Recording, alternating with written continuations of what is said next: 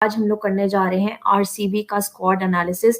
तो सबसे पहले हम लोग एक बार नज़र डालेंगे कि कौन से प्लेयर्स अब की बार आरसीबी ने लिए हैं। फिर मैं आपको उन प्लेयर्स के बारे में थोड़ी डिटेल्स बताऊंगी और फिर प्लेइंग 11 हम लोग डिस्कस करेंगे। तो आरसीबी के अब की बार के बाय हुए हैं विल जैक्स, जो कि इन्होंने 3 करोड़ 20 लाख रुपयों में विल जैक्स को खरीदा है। और ये 24 साल के हैं और ये इंग्लैंड टीम की तरफ से खेलते हैं, 24 साल के हैं। और साथ ही साथ में ये जो है एक बैटिंग और ऑलराउंडर टाइप का एक ऑप्शन देते हैं टीम को, इसलिए विल जैक्स पे इतनी बोरी लगाई गई है, इतनी कीमत लगाई गई है इस पे। ये कहीं ना कहीं स्पिन का भी एक ऑप्शन देते हैं। तो विल जैक्स को खरीदा गया है। उसके बाद मैं आपको इनके रिप्लेसमेंट भी बताऊंगी कि मैक्सवेल को रिप्लेस करने के लिए विल जैक्स पे कितना आरसीबी देख सकती है।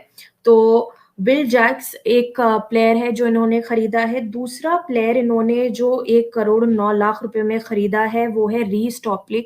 ये लेफ्ट आर्म पेसर है और रीस टॉपली जो है ये अपने में बहुत अच्छे एक कह सकते हैं एक गेंदबाजी का विकल्प देते हैं। और क्योंकि इनकी हाइट इतनी बड़ी है, ये 6 फुट 7 इंचेस के प्लेयर हैं, तो एक बाउंस एक हाइट देते हैं। और साथ ही साथ में ये लेफ्ट आर्म पेसर है, तो कहीं ना कहीं एक लेफ्ट आर्म वेरिएशन आ जाता है। तो इनकी टीम में पहले जॉश हेजलवुड थे और अभी भी हैं जो डेथ बॉलिंग करते हैं। तो कहीं ना कहीं मुझे लग रहा था आरसीबी की ये मानसिकता हो सकती थी कि ये जॉश हेजलवुड के एज ए रिप्लेसमेंट देखे, क्योंकि दोनों डेथ बॉलिंग करते हैं। तो कहीं ना कहीं जो है रीस टोपले को उस वजह से भी खरीदा गया। आगे मैं वीडियो में और डिस्कस करूंगी कि वो किसका रिप्लेसमेंट हो सकते हैं, क्या विकल्प हो सकते हैं, किस मानसिकता के साथ ये प्लेयर्स प्लेइंग 11 में खिलाया जा सकता है। राजन कुमार एक लेफ्ट आर्म पेसर हैं जिनको आरसीबी ने 70 लाख में खरीदा है और ये उत्तराखंड के पेसर हैं। और राजन कुमार को आरसीबी ने अब की बार ये बोरी लगाई है। इनको आईपीएल खेलने का इतना एक्सपीरियंस नहीं है, बल्कि इनका फर्स्ट डेब्यू होगा अगर आईपीएल में ये नजर आते हैं स्क्वाड के साथ।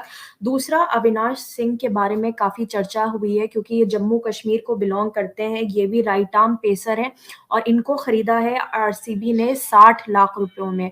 अब इसके बारे में आप कहेंगे कि अविनाश सिंह कौन है? तो जैसे उमरान मलिक आए जम्मू कश्मीर से, एक ऐसा पेसर आया जिसको देखते ही सब लोग हैरान हो गए। ये 150 से ऊपर की गेंद 150 155 की सीम डाल रहे हैं।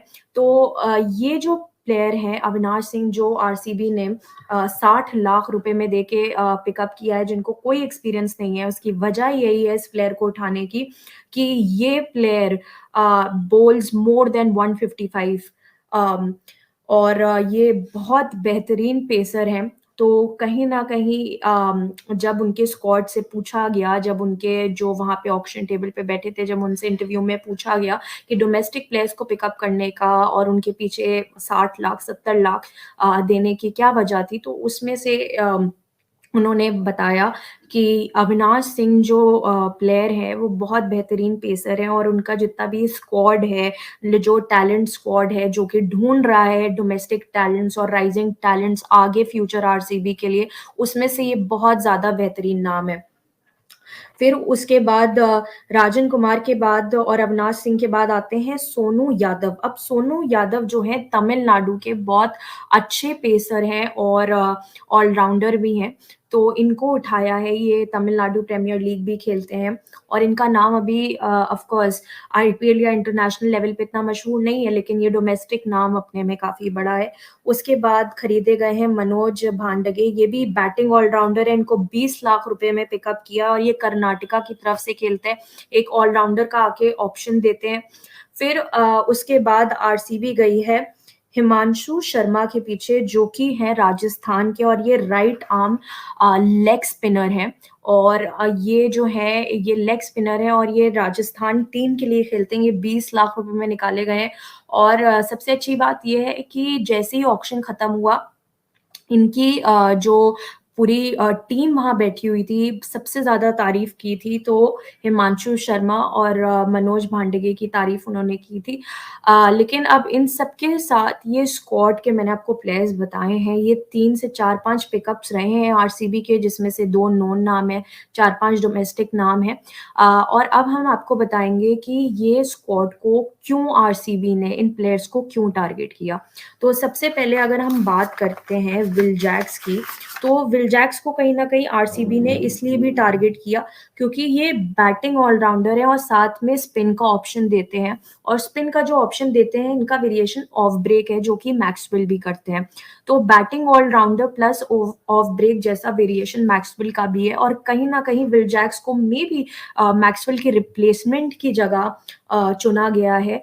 और इसलिए भी इनको चुना गया है कि इफ़ इन केस कोई भी प्लेयर फॉरेन इनके जो स्लॉट्स हैं उसमें से अवेलेबल नहीं होता है तो उनकी जगह आके ये फुलफिल कर सकते हैं।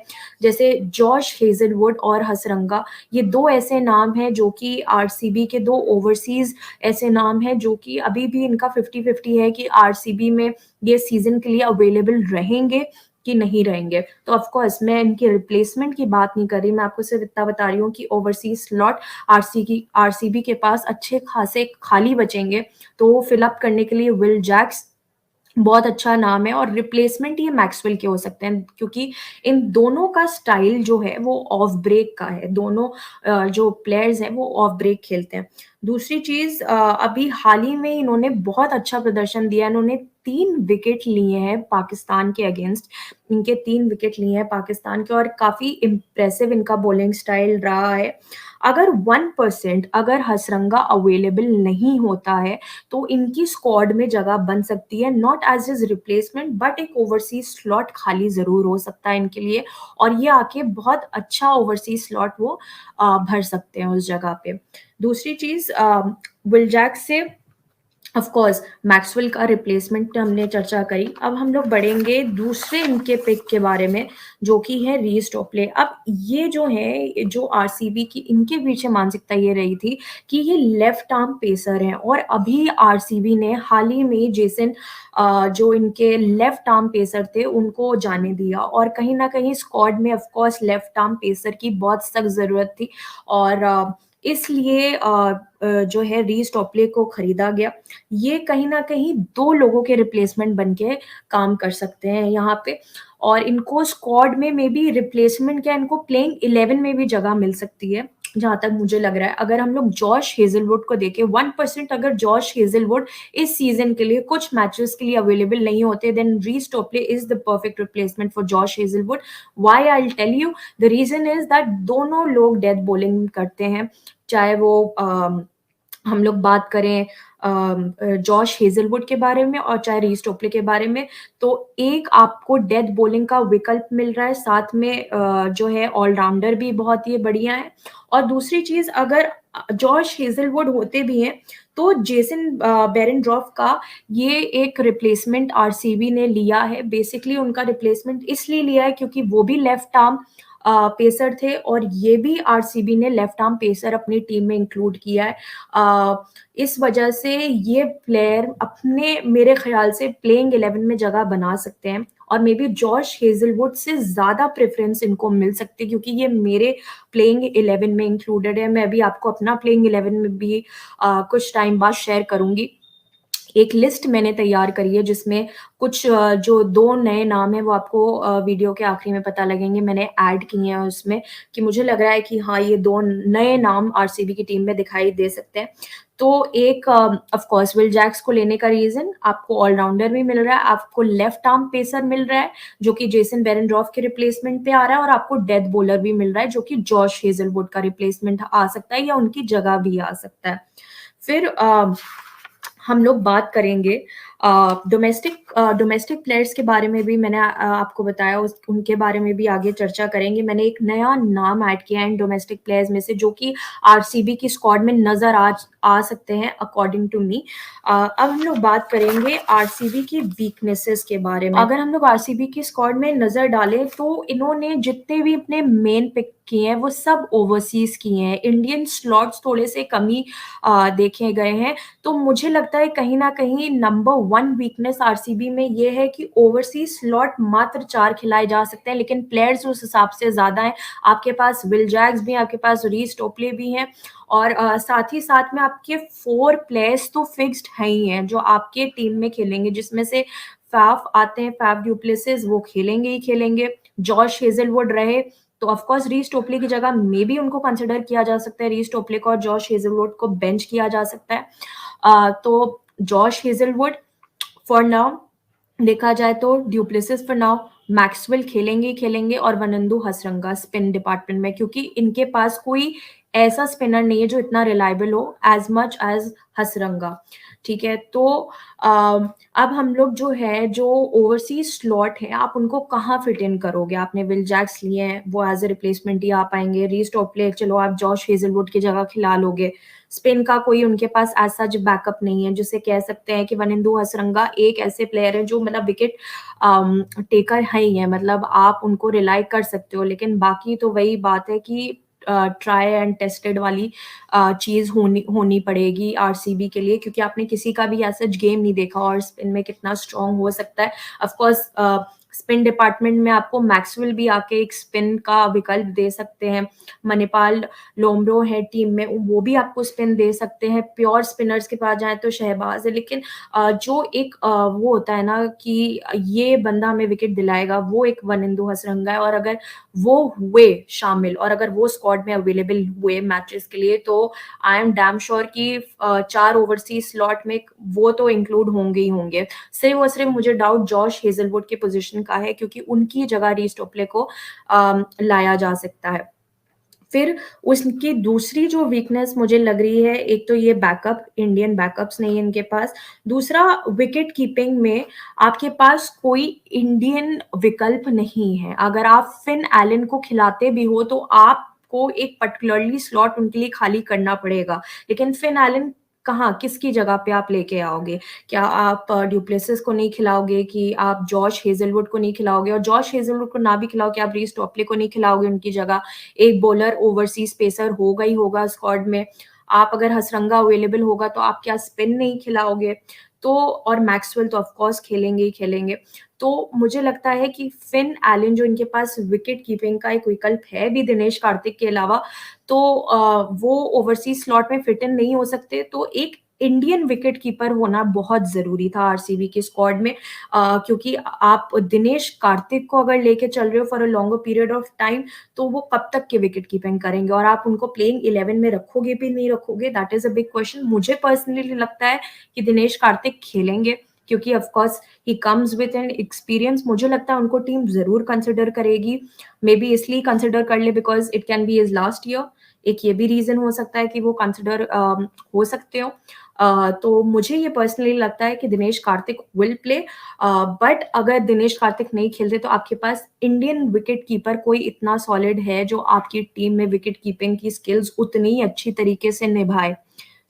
मुझे लगता है कि इंडियन विकेट कीपर की कमी है, इंडियन बैकअप की कमी है।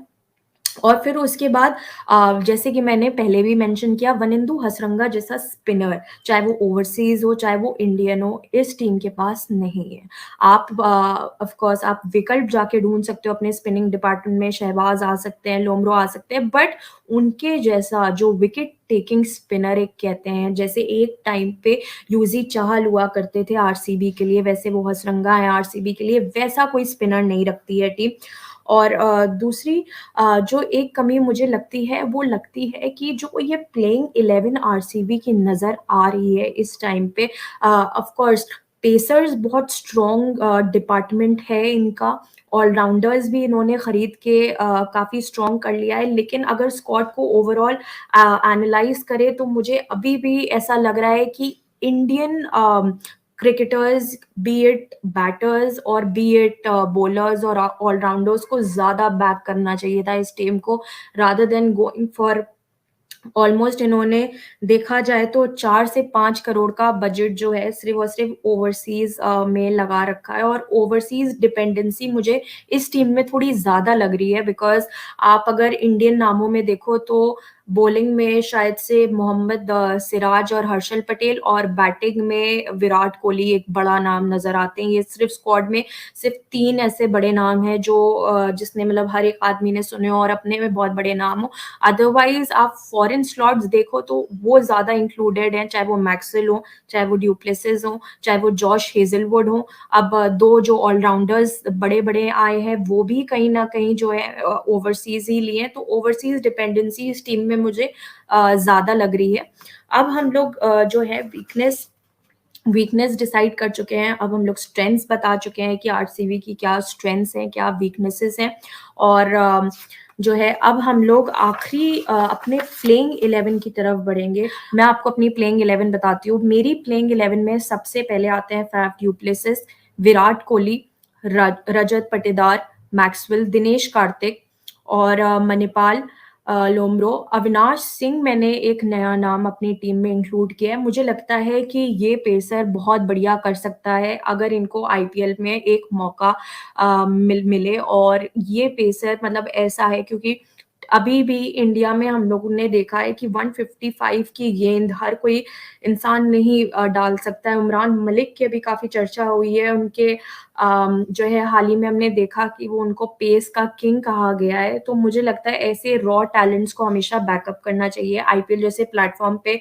उनको मौका मिलेगा जहाँ पे एक प्रेशर भी रहता है, लेकिन एट द सेम टाइम एक लर्निंग प्लेटफ़ॉर्म भी होता है। उनका फर्स्ट सीज़न है वैसे भी, you know, he has nothing to lose but everything to gain. तो मुझे लगता है अविनाश सिंह को ज़रूर मौका मिलेगा आरसीबी से। और उसके बाद आते हैं वनिंदु हसरंगा, हर्षल पटेल, और जो मेरे एक नाम है वो है रीस टोपले। मैंने जॉश हेज़लवुड के ऊपर रीस टोपले को चुना है। उसके पीछे रीज़न ये है कि मुझे लगता है ये एक पात दो काज करते हैं, ये लेफ्ट आर्म भी देते हैं और ये डेथ बॉलिंग भी करते हैं और कहीं न कहीं बैटिंग का भी विकल्प देते हैं। तो मैंने रीस टोपले को जॉश हेज़लवुड के ऊपर चुना है और मोहम्मद सिराज आखिरी में। ये है मेरी प्लेइंग 11। आप लोग ऑफ कोर्स कमेंट सेक्शन में या लाइव चैट में अपनी भी प्लेइंग 11 बता सकते हैं, अपनी ओपिनियंस बता सकते हैं कि आपकी प्लेइंग 11 कैसी कैसी लग रही है आपको, आरसीबी कैसे प्लेइंग 11 के साथ उतर सकते हैं, कौन से स्पिनर्स, कौन से पेसर्स और कौन से ऑलराउंडर्स के साथ अब की बार आरसीबी मैदान में उतरेगी। आप लोग अपनी टीम कमेंट सेक्शन में बता सकते हैं। लेकिन ये मेरी प्लेइंग 11 है और इसके पीछे रीज़न ये है कि सबसे पहले तो टॉप 4 स्लॉट्स तो मेरे फिक्स्ड हैं, क्योंकि Faf, Virat, Rajat and Maxwell तो खेलेंगे, जिसमें से 2 ओवरसीज़ स्लॉट यहाँ पे आपके आके फिल हो रहे हैं। 5वां मैं दिनेश कार्तिक को इसलिए ले रही हूँ, और फिन एलन को भी ले लिया जा सकता था, लेकिन फिन एलन को लेने की ये वजह नहीं है क्योंकि इनके ओवरसीज़ स्लॉट ऑलरेडी फिल हो रहे हैं। आप जॉश हेज़लवुड को या रीस टॉपले में से किसी भी एक जने को खिलाएँगे, आप उनको नहीं हटा सकते, तो उनकी फिक्स्ड पोज़ीशन है। हसरंगा रहे तो ऑफ कोर्स हसरंगा खेलेंगे क्योंकि वो आपको सबसे अच्छा स्पिन दे रहे हैं टीम में, और फिर फैफ एंड मैक्सवेल तो खेल ही रहे हैं। तो ये 4 आपके फेल हो रहे हैं, तो फिन एलन के लिए कोई भी विकेट कीपिंग में जगह नहीं है। आपको इंडियन विकेट कीपर वहाँ पे चाहिए ही होगा, एक इंडियन बैटिंग ऑलराउंडर आपको चाहिए ही होगा, इसलिए मैंने दिनेश कार्तिक को I have chosen over Finn Allen. फिर उसके बाद मैंने लिया है मणिपाल लोम्ब्रो को, क्योंकि मुझे लगता है ये एक स्पिन का भी ऑप्शन देते हैं और बैटिंग डेप्थ ऐड करेंगे स्क्वाड में।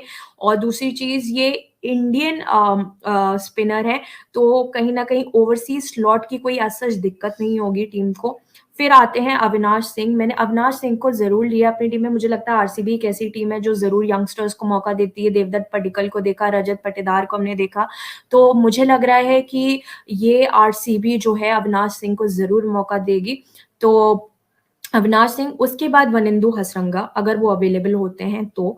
अगर वो 1% नहीं अवेलेबल होते तो हसरंगा की जगह जो है विल जैक्स आ सकते हैं। विल जैक्स इंक्लूड किए जा सकते हैं स्क्वाड में, जो कि स्पिनिंग का ऑप्शन दे। अगर 1% विल जैक्स को नहीं इंक्लूड किया जाएगा तो यहाँ पे सिर्फ प्योर स्पिनर को भी उनकी जगह लिया जा सकता है, लेकिन प्योर इंडियन स्पिनर को उनकी जगह लिया जा सकता है, जो कि है शहबाज अहमद। शहबाज अहमद आ सकते हैं उनकी जगह पे, या उनकी जगह पे करण शर्मा आ सकते हैं। वो एक स्पिन का ऑप्शन देंगे टीम को, लेकिन मुझे लगता है वनिंदु हसरंगा को any time over any spinner they will choose Wanindu Hasaranga.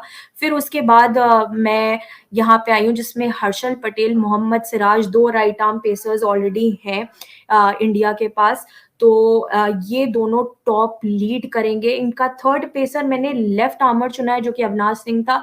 वो एक ये भी रीजन था क्योंकि दो right hand pacers already added है स्क्वाड में, उनकी जगह कोई नहीं ला सकता। मोहम्मद सिराज खेलेंगे, हर्षल पटेल खेलेंगे, और राइट आर्म बोले तो जॉश हेजलवुड भी खेल सकते हैं। लेकिन अगर हमें लेफ्ट आर्म का विकल्प चाहिए तो अविनाश सिंह यंगस्टर्स में, और दूसरा अगर एक्सपीरियंस में जाना चाहेंगे जॉश को हटा के, तो आएंगे रीस टॉपले लेफ्ट आर्म पेसर्स में।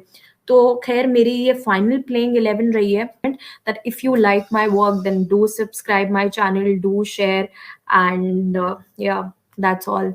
Thank you so much for tuning in, and do let us know in the comment section that what are your team analysis.